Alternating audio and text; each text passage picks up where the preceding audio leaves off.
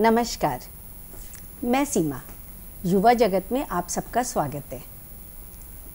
किशोरावस्था यानी कि कुम्हार का कच्चा घड़ा, जिसको कहीं पे प्यार से और कहीं पे ठोक बजाकर उसको बड़े जतन से रखना पड़ता है जब तक कि वो परिपक्व नहीं हो जाता, जब तक वो पक नहीं जाता। तो ये जतन कैसे किया जाए, इसके बारे में बताने के लिए आज हमारे साथ एक्सपर्ट डॉक्टर आशा जैन यहाँ पे मौजूद हैं। नमस्कार डॉक्टर आशा जी। या आपका स्वागत है हमारे स्टूडियो में। धन्यवाद। या और आशा जी, ये बताइएगा कि किशोरावस्था एक्चुअली होती क्या है, क्योंकि सबको बहुत कन्फ्यूजन होता है कि ये बड़े हैं बच्चे हैं, तो आप ही बताइए। देखिए, किशोरावस्था एक ब्रिज है, किसी दो पुलों को जो दो जगहों को जो जोड़ता है उसे हम पुल कहते हैं। ठीक है? तो बचपन और एडल्टहुड, वयस्क, इसके बीच की जोड़ने वाली कड़ी को हम किशोरावस्था कहते हैं। ये वेस्टर्न लिटरेचर में बहुत हो गया है कि टीन 13, ऐसा कुछ भी नहीं है। जब से हार्मोन्स के चेंजेस शुरू होते हैं, चाहे वो 8 साल हो चाहे 10 साल हो, तब से लेकर और जब तक फुल एडल्टहुड, परिपक्वता नहीं आ जाती, उस अवस्था को हम किशोरावस्था कहते हैं। तो ये अमूमन 10-11 साल की उम्र से लेकर 20-21 साल तक होती है। लेकिन आशा जी, आजकल देखा गया है कि जो 10-11 साल जो पहले बोलते थे, आजकल तो बहुत सारी लड़कियां 8 या 9 साल में भी थोड़ी सी एडोलसेंस या जो उनको मासिक आना है ये शुरू हो जाता है। नहीं, 8-9 साल कुछ ज़्यादा जल्दी है जी, है ना। ये इतनी जल्दी नहीं आता है। देखिए, आज जो शरीर में जब 25% चर्बी होगी जी, तब आपके हार्मोन्स ट्रिगर होंगे कि आपको मासिक धर्म आए। तो यदि आपकी बच्ची ओवरवेट है तो चांसेस हैं उसको मेंसेस जल्दी आए। ओके। यदि वो बहुत ज्यादा ओवरवेट है तो हार्मोन्स फिर गड़बड़ हो जाएंगे। अच्छा। इसलिए कई बार आपको देखने में आएगा कि लड़की को 10-11 साल में एक बार पीरियड आ गया, 2 बार पीरियड आ गया, उसके बाद 4 साल नहीं आए। ओके। तो उसको हम प्रॉपर किशोरावस्था में प्रवेश नहीं कहेंगे। और एक और भ्रांति है कि मासिक धर्म ही किशोरावस्था में प्रवेश करने का एक लक्षण है। ऐसा नहीं है। देखिए, मासिक धर्म तो एक इवेंट है, उसके पहले हार्मोनल चेंजेस होंगे, ब्रेस्ट डेवलपमेंट होगा, उसके प्राइवेट पार्ट्स में बगल में बाल आएंगे, उसके शरीर का जो आकार है वो एक लड़की का होने लगेगा। अच्छा। ये सारे चेंजेस पहले आएंगे और उसके बाद मासिक धर्म शुरू होगा। तो इसलिए ऐसा नहीं है कि किशोरावस्था मतलब मासिक धर्म, नहीं। That is one event, but this is a whole phase. जैसे कोई माउंटेन आप क्लाइंब करते हैं तो क्या आप सीधे समिट पे पहुंच जाते हैं? नहीं, बिल्कुल नहीं। हाँ, आपको नीचे से चढ़ना पड़ेगा। तो जब से चढ़ना प्रारंभ होता है तब से किशोरावस्था कहा जाएगा। अरे वाह, ये तो आपने बहुत सही बात बताई। हम लोगों को किसी को ये चीजें तो मालूम ही नहीं थी। और इस एज में जब ये जो एडोलसेंस बोलते हैं या किशोरावस्था बोलते हैं तो बहुत सारे चेंजेस होते हैं। और क्या सिर्फ लड़कियों में ये चेंजेस होते हैं? नहीं, ऐसा नहीं है। लड़कियों में भी और लड़कों में भी चेंजेस होते हैं, क्योंकि जब एक बच्चा पैदा होता है तब उसके अंदर जो सेक्स हार्मोन्स होते हैं वो क्वाइसेंट होते हैं जी। तो उसलिए जो छोटा बच्चा होता है उसका शरीर चाहे मेल या फीमेल हो, मगर उसके अंदर मेल या फीमेल हार्मोन्स एक्टिव नहीं होते हैं जी। जब ये मेल या फीमेल हार्मोन्स एक्टिव होना शुरू होते हैं तब से किशोरावस्था की शुरुआत कही जाएगी। और इसके लिए शरीर में मांसपेशियों का, वसा का एक निश्चित अनुपात होना चाहिए। जब तक वो अनुपात अचीव नहीं होगा, और इसके साथ जेनेटिक्स भी है। यदि किसी की माँ को 16 साल की उम्र में मासिक धर्म आरंभ हुआ है तो संभावना है कि उसकी बेटी को भी 15-16 साल में ही आए।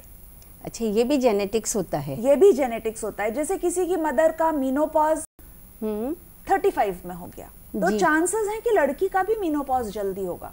तो ऐसी लड़कियों को अपनी शादी को बहुत लेट नहीं करना चाहिए। अच्छा, उनको फिर जल्दी शादी, क्योंकि बच्चा जल्दी चाहिए आपको, क्योंकि यदि आपका मीनोपॉज हो गया तो आपको अपना बच्चा नहीं होगा।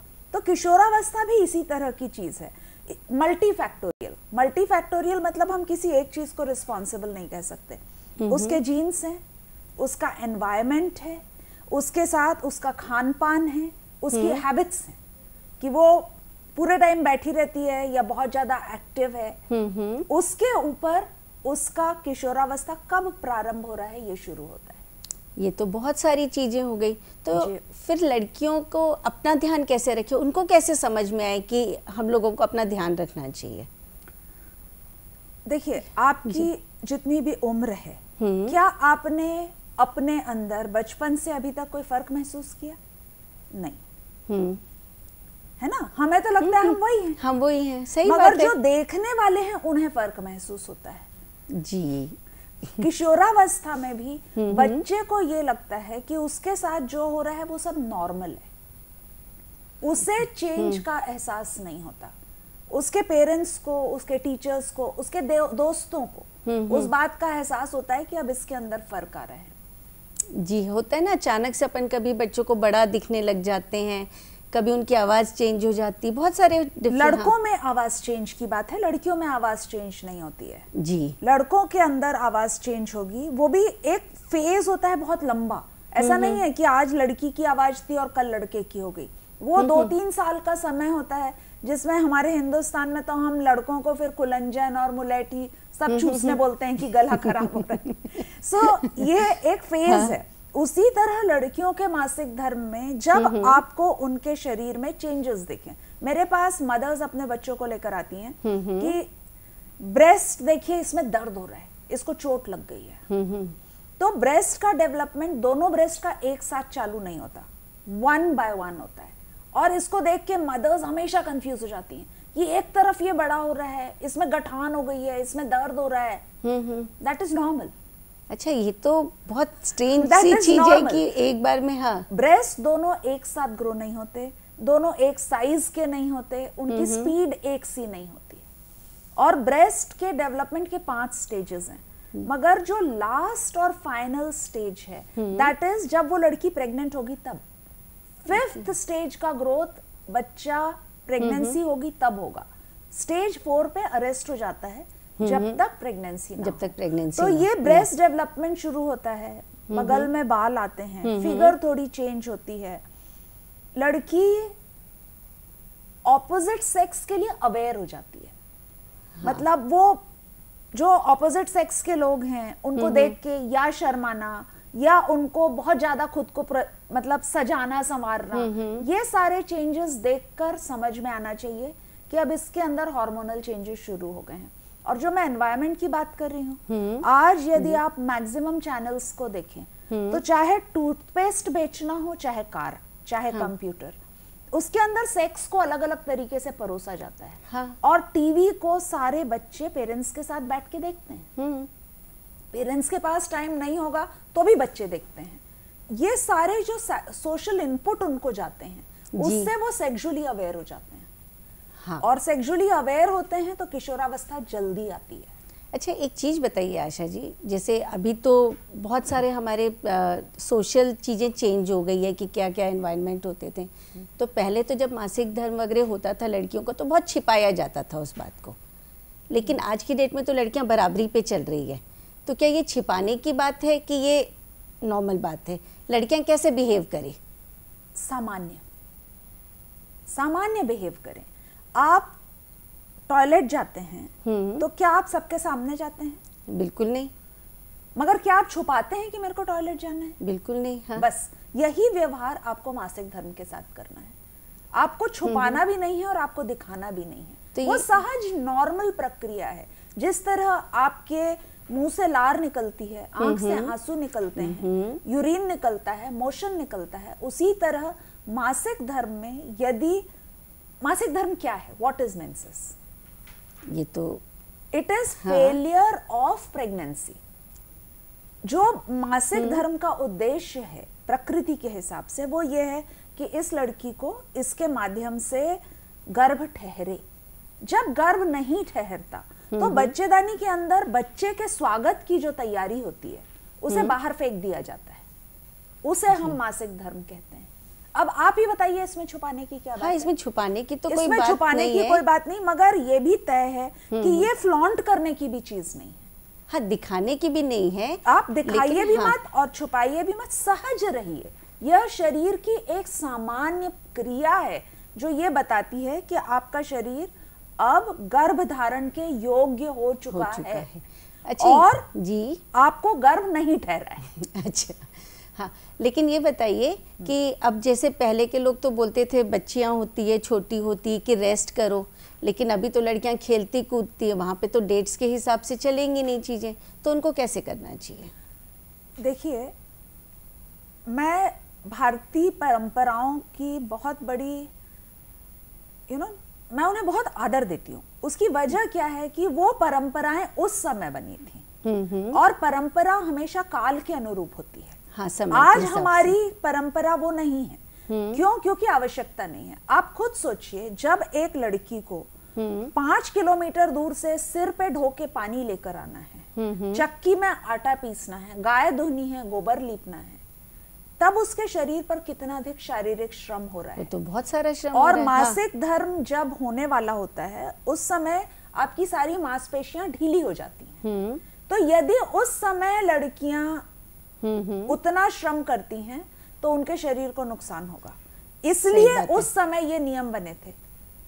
आज वो परिस्थितियां ही नहीं है। हाँ। आज आपको नल से पानी मिल रहा है, चूल्हा नहीं जलाना है, आटा मिल से पिसा हुआ मिल रहा है, तो शारीरिक श्रम हमारा 0 हो चुका है। तो अब हाँ। हमें थोड़ा श्रम करने की जरूरत है ताकि खून आपके पेट में जमा ना हो। एक जगह बैठे बैठे बैठे खून जमा हो जाता है, वो स्थिति ना आए। आप थोड़े एक्टिव रहे। एक्टिव होने के लिए वो ज्यादा जरूरी है। वो आज की परंपरा है कि आपको थोड़ा एक्टिव रहना है। अच्छा आशा जी, बहुत सारी जगह गाँवों में खासकर कि आज भी लड़के लड़की में भेदभाव तो किया जाता है और उनको उतना आहार नहीं मिल पाता लड़कियों को, तो उसके लिए वो कैसे डील कर सकते हैं?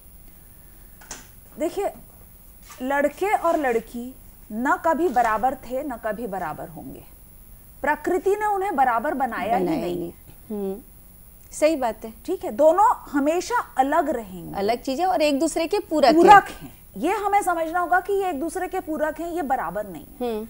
लड़की की आवश्यकता भिन्न है, लड़के की आवश्यकता भिन्न है। यही भारतीय समाज है जो एक महिला को गर्भवती होने पर एक्स्ट्रा आहार देता है। यही भारतीय समाज है जो उसको डिलीवरी होने पे, बच्चे को दूध पिलाने पे एक्स्ट्रा आहार देता है। हाँ। तो ऐसा नहीं है कि लड़कियों के साथ भेदभाव होता है और उन्हें खाना नहीं मिलता। ओके। आज की तारीख में हर लड़की में, चाहे वो अफ्लुएंट समाज की लड़की हो, बहुत पैसे वालों घर की है, तो मुझे अपनी प्रैक्टिस में 2 तरह की लड़कियां मिलती हैं। एक तो वो जो 5 फुट 3 इंच की है और उसका वजन 90 किलो है जी, और दूसरी जो 5 फुट 3 इंच की है और उसका वजन 30 किलो है।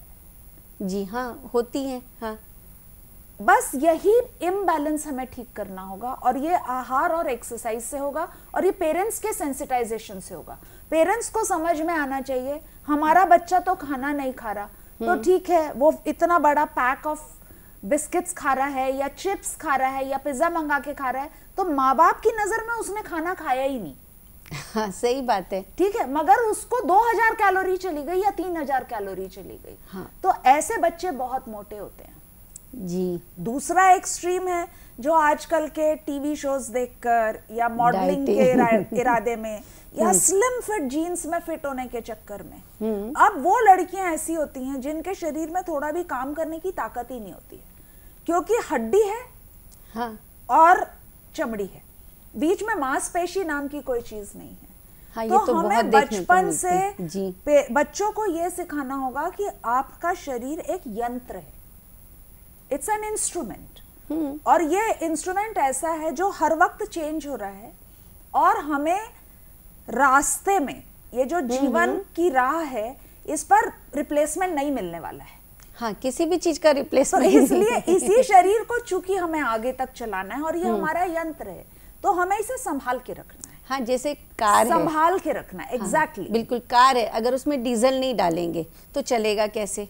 हाँ, मगर उसका मतलब ये नहीं कि आप कार को डीजल में डुबा देंगे। हाँ, ये भी सही नहीं है। ठीक है, ओवर तो आएगा नहीं, लेकिन डीजल के साथ साथ जो बाकी मेंटेनेंस है उसकी, यदि वो भी आपकी पूरी करनी कार पड़ेगी। खड़ी रहे, 1 साल खड़ी है, चाहे भरपूर डीजल उसमें भर रहा है, तो भी काम क्या नहीं वो करेगी? काम करेगी? बिल्कुल नहीं वो करेगी। खराब हो जाएगी। तो हमें अपने शरीर को एक यंत्र समझना है और इस यंत्र से हमें काम लेना है, ये काम करने के लिए हमें मिला है। तो इसकी सारी मांसपेशियां, जोड़, हड्डियां, इनका आप उपयोग करिए और लॉन्ग टर्म ध्यान के रख के करिए। क्योंकि जो आपकी किशोरावस्था क्यों इंपॉर्टेंट है कि किशोरावस्था में आपकी हड्डी में कैल्शियम जा रहा है, किशोरावस्था में आपका हीमोग्लोबिन बिल्डअप हो रहा है, जो आपको कल स्वस्थ माता बनने के योग्य बनाएगा। हाँ, ये तो बहुत जो जरूरी है। आपकी बोन्स में आज कैल्शियम जमा होगा, 25 साल के बाद नया कैल्शियम नहीं जाता, केवल मेंटेनेंस होता है। तो किशोरावस्था में यदि बच्चों की बोन में कैल्शियम भरपूर नहीं गया तो उनको बाद में 30 साल 35 साल में कमर दर्द, कंधे में दर्द, गले में दर्द, स्पॉन्डिलाइटिस, सियाटिका, सारी चीजें होंगी और उसे कोई नहीं रोक सकेगा। मतलब अगर हम लोग स्वस्थ हैं तो इसका बहुत बड़ा श्रेय हमारी माताओं को जाता है कि उन्होंने आपको सही डाइट दी हाँ। और उन्होंने आपसे काम करवाया। हाँ। आज जो माताएं अपनी लड़कियों से काम नहीं करवा रही हैं वो उन लड़कियों का भविष्य खराब कर रही हैं, क्योंकि उनकी मांसपेशियां नहीं चलेंगी। तो आप, जब मैं बहुत छोटी थी तो मैंने एक कार्टून देखा था कि एक आदमी बिस्तर में पड़ा हुआ है और उसका पंजा बहुत बड़ा है और शरीर पूरा सूखा हुआ है और सिर बहुत बड़ा है। ठीक है, अब वो ऐसे बटन दबाता है तो एक बिस्तर उठ जाता है, फिर वो बटन दबाता है तो खाने की ट्रे आ जाती है, फिर बटन दबाता है तो खाना उसके मुंह में आ जाता है। तो केवल हाथ की उंगलियां और केवल सिर और हाँ। कुछ भी काम नहीं कर रहा है। क्या हम अपना वैसा भविष्य चाहते हैं? बिल्कुल नहीं चाहते। नहीं चाहते तो हमें पूरे शरीर का उपयोग करना होगा और इस शरीर के बारे में ये समझना होगा कि ये जो किशोरावस्था है इसमें आप इस शरीर को जितना उपयोग करेंगे, जितना स्वस्थ बनाएंगे, उतना आपका वयस्क जीवन और बुढ़ापा वो अच्छा होगा। क्योंकि यदि आपने अभी फिगर का ध्यान करके और कुछ नहीं खाया और आपको, मैं टेस्ट कराती हूँ, विटामिन D3, हीमोग्लोबिन 6 ग्राम, जब इस तरह का किशोरावस्था की लड़कियों की रिपोर्ट रहेगी तो ये लड़कियां 30 साल पे प्रीमेच्योरली बूढ़ी हो जाएंगी। हाँ, अगर किसी चीज की नींव भी बराबर नहीं है तो वो घर कैसे टिकेगा? तो इसलिए माताओं को क्या ध्यान रखना है? उन्हें ये ध्यान रखना है कि लड़कियों का भोजन ठीक हो और वो काम भी करें, जिम्मेदारी हो, मानसिक स्वास्थ्य ठीक हो। आज हम सामाजिक स्वास्थ्य की बात करते हैं। हाँ। इतने आज तलाक हो रहे हैं, इतने सेपरेशंस हो रहे हैं, कोई सहना नहीं चाहता। क्यों? क्योंकि सहने के लिए तो दोनों चीज चाहिए। आदत ही नहीं है कि आपने कभी कोई काम नहीं किया। सही बात है। तो जब आप कभी आपने कोई काम ही नहीं किया है और आप पर काम आता है तो आपको चिड़चिड़ हो जाती है। हाँ, तो आज हमारी हाँ। माताएं अपने बच्चों की नींव खराब ना करें, उन बच्चों को रेगुलर जिम्मेदारी दें, स्वस्थ रखें, सही आहार दें। और इसके साथ जो मैंने पहले कहा कि बहुत सेक्सुअल एनवायरनमेंट है, तो आज हमारे बच्चे, कानून भले ही कहता है कि 18 साल के पहले यदि आप सेक्सुअली एक्टिव हैं तो आपके ऊपर पॉक्सो एक्ट लगेगा, जेल हो सकती है, वो सब कुछ भी नहीं है। बच्चे बहुत जल्दी सेक्सुअली मैच्योर होते हैं।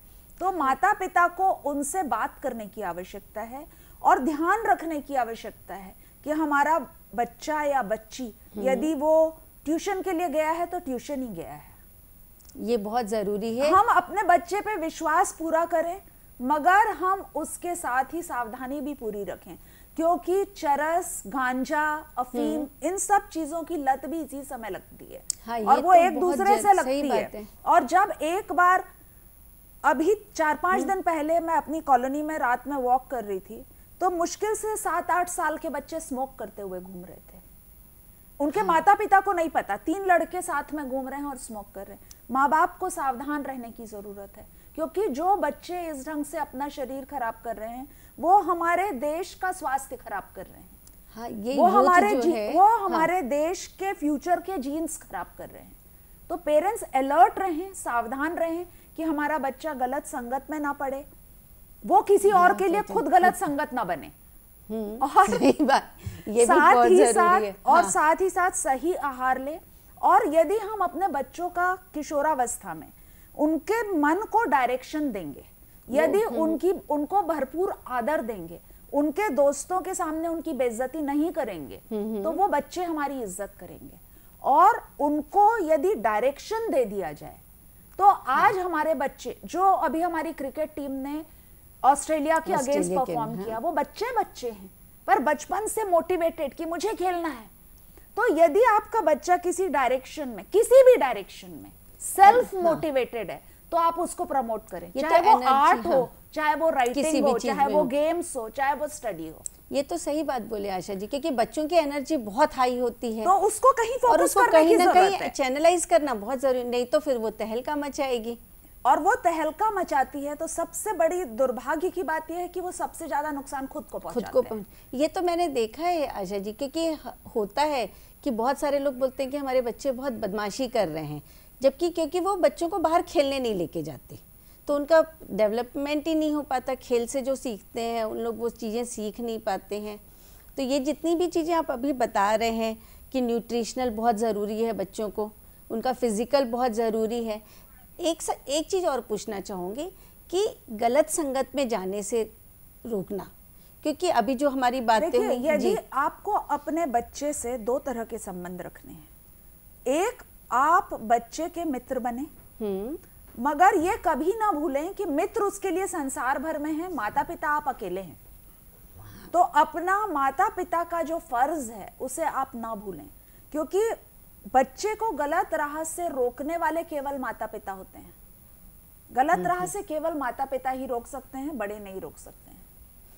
ये तो आपने बहुत अच्छी बात बताई आशा जी। आज जितना आपने बताया ये हमारे लिए बहुत नई चीज़ें भी थी, प्लस हमारे दर्शकों के लिए बहुत अच्छी जानकारियां भी थी। एक बात सिर्फ एंड में ऐड करना चाहूंगी कि अपने धर्म की शिक्षा भी अपने बच्चे को दें। आपका जो भी धर्म हो, जब बचपन से उसमें धर्म के संस्कार होंगे तो कोई भी धर्म आपको गलत राह पे जाने से रोकता है।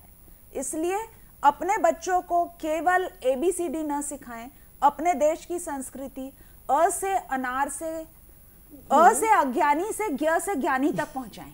बिल्कुल, बहुत और जरूरी। साथ के साथ उसे धर्म की शिक्षा दें, ताकि जो हमारी परंपरा में है, जो हितवाद के कथोपदेश वगैरह हैं, उनसे हितोपदेश हैं, उनसे बच्चा परिचित हो और अपने संस्कारों को आगे ले जा सके।